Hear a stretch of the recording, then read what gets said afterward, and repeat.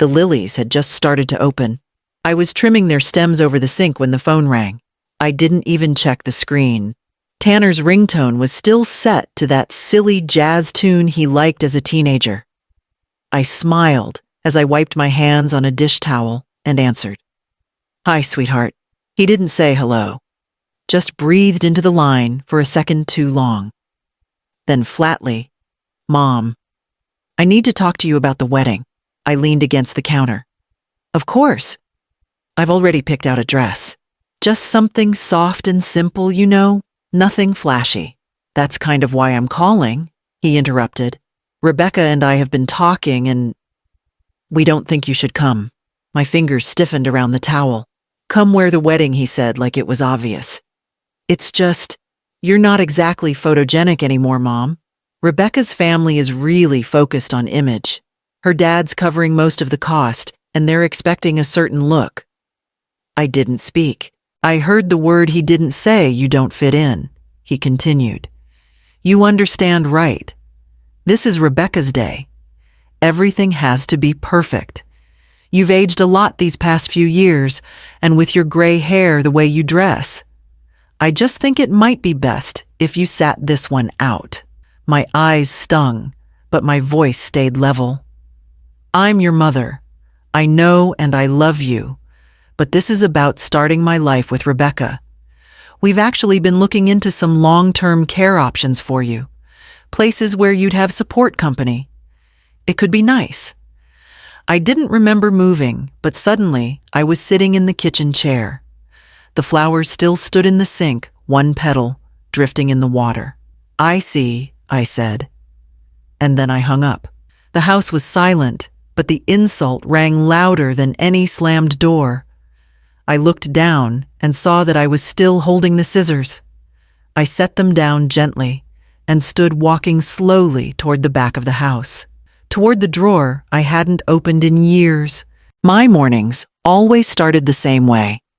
Kettle on, radio low, slippers soft against the floor. I refinished myself 6 summers ago. I kept everything clean, not because anyone was coming over, but because I liked the order.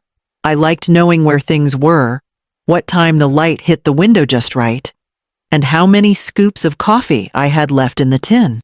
No one called today. That wasn't unusual. The mail brought nothing but a coupon flyer and a catalog I hadn't subscribed to. I made toast and watched a squirrel dig near the garden bed.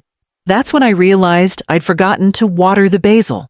The house I live in is small, 2 bedrooms, 1 bath and narrow kitchen with cabinets I painted butter yellow on a whim. I paid off the mortgage myself bit by bit with hours cleaned from other people's messes. This place is mine. Every inch of it has my work pressed into its corners. There's a photo on the mantel, just one.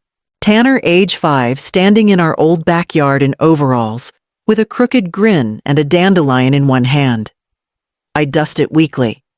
I didn't dust it today.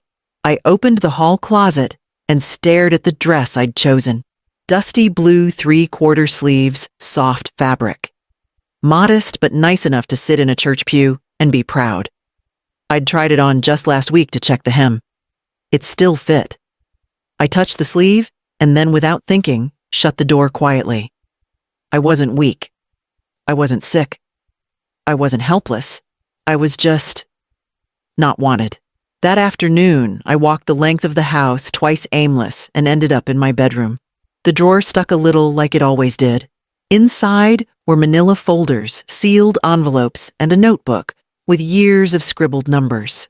I hadn't touched any of it in so long. I sat down on the edge of the bed and opened the first folder. Not out of bitterness, just out of curiosity about the woman I'd been building even while no one else was looking. The first paper in the folder was a receipt for a tuition payment from 15 years ago. I'd paid the balance in one lump sum money I hadn't told him I scraped together by taking weekend shifts at a dentist's office I could barely stand.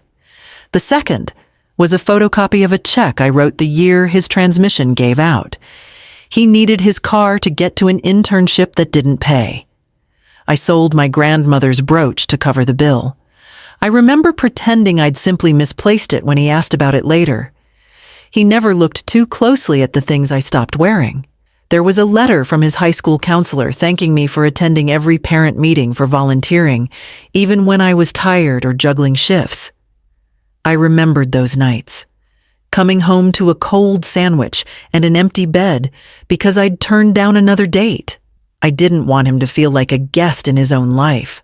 I didn't want to risk reshuffling the small balance we'd managed to find. I gave him a home without noise, without strangers. No stepfather to complicate things. I told myself I was choosing peace. Maybe I was choosing absence. There had been signs, I see that now. The way he started saying we when he meant himself and Rebecca. The way she'd eye my clothes or offer to set me up with her esthetician for a little touch-up. I'd laughed the first time. It wasn't funny the third. He used to call me every Sunday. He used to send postcards from work trips. Then the calls thinned. The trips stopped. Rebecca didn't like clutter, he said once. Even the sentimental kind. The folders were neatly arranged, deeds, savings, a slim binder with records of the duplex I bought before he graduated.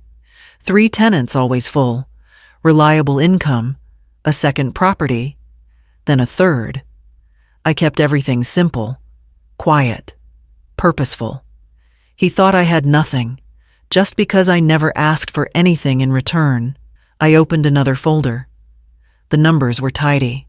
The totals surprised even me. I reached for the last envelope, the one labeled will.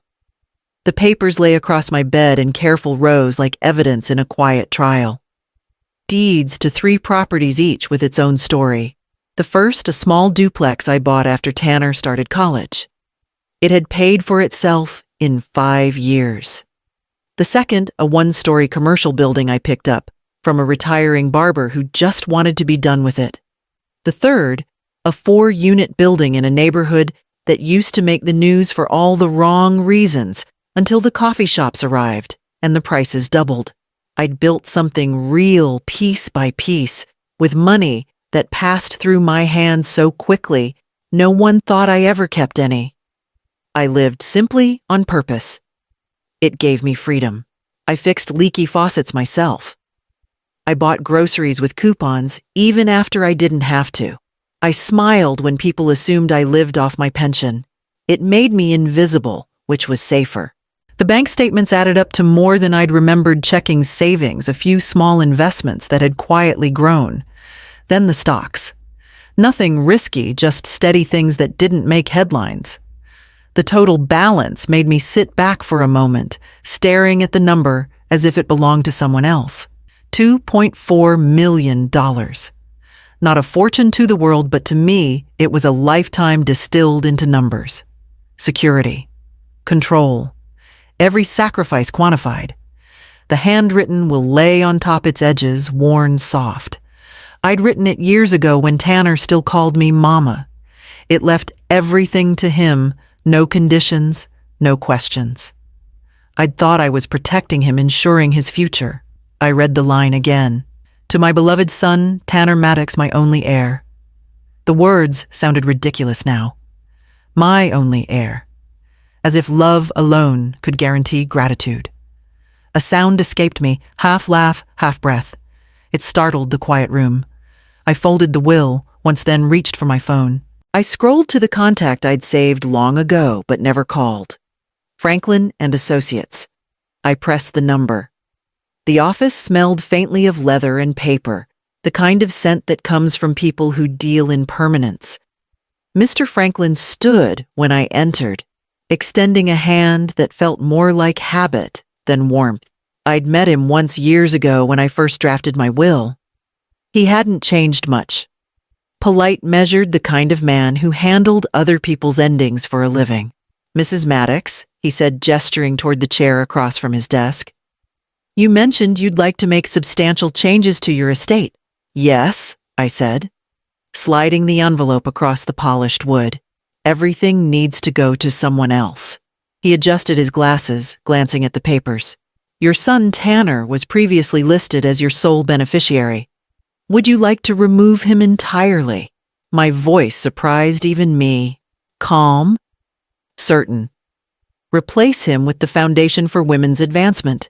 They fund training and small business grants for women over 50. He looked up, studying me. May I ask what prompted this? No, I said gently, but you can write it down as clarity. He nodded once and began typing. The sound of his keyboard was steady, methodical. Each click felt like a nail sealing shut something long overdue.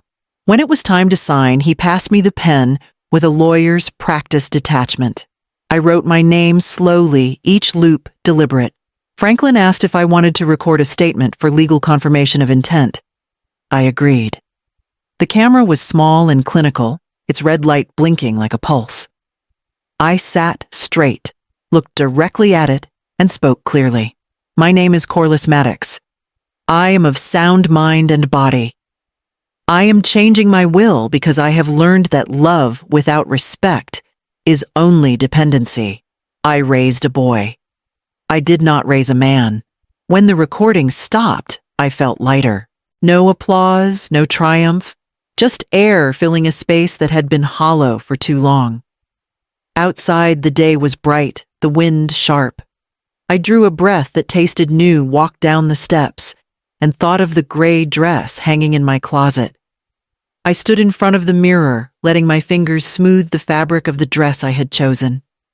Soft gray, simple lines, elegant enough to be noticed, but not to draw attention away from the bride. I had spent decades living for other people, making myself small, so that no one felt crowded by my presence. Today, I would take up space quietly, deliberately. The stylist had been careful, gentle. My hair, once a faded silver tangle, now had shape and shine, the kind of subtle refinement that made me look like someone who had been in charge of her own life all along. I caught my reflection and didn't recognize her at first. The posture, the calm certainty, the eyes that had learned how to watch without asking permission. The gift was wrapped neatly on the table, a small picture frame for Rebecca's new home. I tied the ribbon once, then twice, tucking in a slim envelope I had written and rewritten a dozen times. Inside were instructions for her, a note for Tanner and the lawyer's card for clarity. The weight of it in my hands was both heavy and satisfying. It felt like justice rendered quietly, like a secret, finally given form. I imagined how Tanner would see me, or rather, how he wouldn't. He had already written me off in his mind, dismissed me as irrelevant, and yet here I would be fully present, a reminder of what he had ignored. I was a ghost of his past and a presence of his future, a paradox he would never be able to untangle in a glance. I slipped on the shoes I had bought earlier that week, the ones that made my steps feel deliberate and precise. My purse, small and unassuming, carried the essentials and the envelope tucked inside. I rehearsed the motions in my head: enter quietly, hand over the gift, sit in the back watch, and wait. As I left the apartment, the air felt sharper than usual, carrying the quiet thrill of anticipation. For the first time in decades, I wasn't doing something because I was expected to. I was doing it for myself, and in that, I felt an unfamiliar freedom settle around my shoulders. The church awaited, and the day was mine to navigate. The door would open soon, and I would walk in, seen by everyone, remembered by some, recognized by none. The church smelled faintly of polished wood and lilies. I walked in slowly, taking the steps 2 at a time, and slipped into the last row of pews. From there, I could see everything without being seen. Tanner at the altar, smiling like he owned the day. Rebecca, radiant in white, moving down the aisle as though the room had been waiting for her. No one looked back. The photographer captured smiles and hands clutched in prayer, oblivious to the woman who had given him everything. I adjusted my dress, smoothed my hair, and folded my hands neatly in my lap. For years I had learned to shrink, to become background. Today I remained visible, but quiet like a shadow that had chosen its own shape. The vows were exchanged promises, whispered that had been rehearsed over and over. I listened, noting the irony that Tanner spoke of love, trust, and support, unaware that the person sitting behind him had shaped every year of his life with those same values. When the minister pronounced them husband and wife, applause rose, and I remained seated, letting the moment pass without interruption. As the receiving line formed, I walked forward, keeping my movements measured. Guests smiled politely, some nodding in recognition, but no one paused. Tanner's gaze found me only briefly confusion flickering in his eyes, his joy unshaken. Rebecca froze for the smallest fraction of a second as I passed. I smiled warmly. "Congratulations," I said, softly pressing the gift into my hand. When I leaned in for a hug, I carefully slipped the envelope into Tanner's jacket pocket. He didn't notice. He hugged me back mechanically, a brief acknowledgement of my presence. I withdrew and stepped aside, letting the next guest pass the ritual continuing around me. For the first time in decades, I was a part of something without being central, without performing, without asking permission.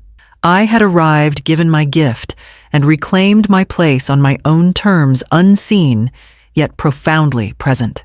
The ceremony moved forward. The newlyweds exchanged pleasantries, laughter, and congratulations. I watched from the back, content in the knowledge that my actions were already rippling in ways Tanner had not anticipated, setting the stage for what would come next. I didn't check my phone until Sunday morning. For the first time in years, I let it lie in silence, tucked away in the drawer, where it had spent countless nights buzzing with reminders and requests. When I finally turned it on the screen, lit up with more notifications than I expected. 23 voicemails, all from Tanner. I pressed play on the first one. His voice was calm, almost confused. "Mom, I found the envelope. Is this some kind of joke? Call me back." I let it play without responding, letting the sound fill the quiet of my living room. The next voicemail was sharper, tinged with panic. I called Franklin's emergency line. "He confirmed you're a client, but why? Why did you do this?" As I moved through each message, the tone escalated. Confusion turned to anger, anger to disbelief, disbelief to outright panic. He shouted once, then pleaded, then broke into a voice so raw it made my chest ache a little, despite everything. Rebecca had discovered part of the plan. I could hear it in the background of one, recording her voice rigid with fury, yelling about what he had allowed me to do. Her father's voice was there too, demanding answers, threatening consequences. I leaned back in my chair and watched the little red notification light blink impatiently, reminding me that the world outside my quiet house had shifted in a way Tanner had never imagined. I imagined him pacing his tuxedo, still fresh from the day before, realizing that the person he had dismissed as old and irrelevant had been quietly orchestrating a truth he wasn't ready to face. I listened to every word. Not once did I speak. Not once did I move to calm, explain, or justify. The cascade of messages carried all the emotion he had withheld from me over decades, condensed into frantic hours of disbelief. When I finished, I held the phone in my hand for a moment and let it rest on the table. Then I deleted every message, clearing the evidence of their frantic reactions. It was a small act, but it restored a fraction of the control I had taken back. Outside, the wind shifted, carrying the quiet certainty that this was only the beginning of what Tanner and Rebecca would have to reckon with. The next steps were mine to take. The doorbell rang just after noon. I was in the kitchen arranging the herbs I had planted last spring when I heard the insistent chime. My heart didn't jump. I had expected him. I opened the door to Tanner. His hair mussed as if he'd run a hand through it in frustration. His shirt wrinkled the dark circles under his eyes deeper than I had remembered. "Mom," he started, voice tight, breaking at the edges. "We need to talk. Now." I nodded and gestured toward the kitchen table. "Coffee?" He hesitated, then muttered, "Yes." I poured 2 cups, careful not to rush, letting the ritual calm both of us before the storm. He sat across from me, tapping his fingers on the wood eyes flicking between the table and my calm face. "I found the envelope, the will, everything you've been hiding. What is this?" His voice cracked as he spoke, rising and falling like waves he couldn't control. I leaned back, taking a slow sip. "I'm not punishing you, Tanner. I'm just done. Done." His laugh was short, bitter, but it broke somewhere inside him. Done with what? With me? With our family? "Yes," I said softly. "Done with the life I've been living for everyone else. Done being invisible when I am the one who built everything. I've kept silent planning, preparing, and protecting you. And now I've chosen to take care of myself, for a change." He looked down at his coffee, then back at me, pleading, "Mom, I didn't know. I didn't understand. Please let me fix this. I'll do whatever it takes." I let him speak. Let him cry. Let him beg. I listened without interrupting, without softening, without moving an inch closer. He was unraveling, and I held my ground. All the years of my sacrifice, of my quiet work and planning, had led to this moment. I wasn't here to negotiate. I was here to witness him understand at last the weight of his own choices. When his voice faltered and the tears began again, I set my cup down. I didn't reach for his hand. I didn't offer consolation. I simply sat still and steady, letting the truth I had built over decades settle in between us, ready to move forward on my own terms. Tomorrow, the next steps would begin. The moving truck arrived early in the morning, silent except for the hum of the engine. I watched from the porch as the last box was loaded, each one containing pieces of a life I had lived for everyone else. I handed the keys to the realtor, who looked at me with polite curiosity, unaware that this was more than a sale. It was a departure from decades of expectation. My friend Helen had already packed her small car, and together we drove across state lines, leaving behind the town that had been both my home and my cage. We spoke little, letting the road stretch out in front of us like a blank page, each mile separating me from a life built entirely around a son who had taken me for granted. In the new apartment, I opened the boxes and unpacked only the essentials. One photo remained a picture of Tanner at 5, holding a dandelion, his crooked grin frozen in time. Everything else I left in the boxes, giving the past to the movers and letting it be absorbed into the world I was leaving behind. I enrolled in a small community swimming class, feeling the resistance of water against my body in a way that reminded me I was alive, capable, and untethered. Each stroke was a reclamation of something I had forgotten.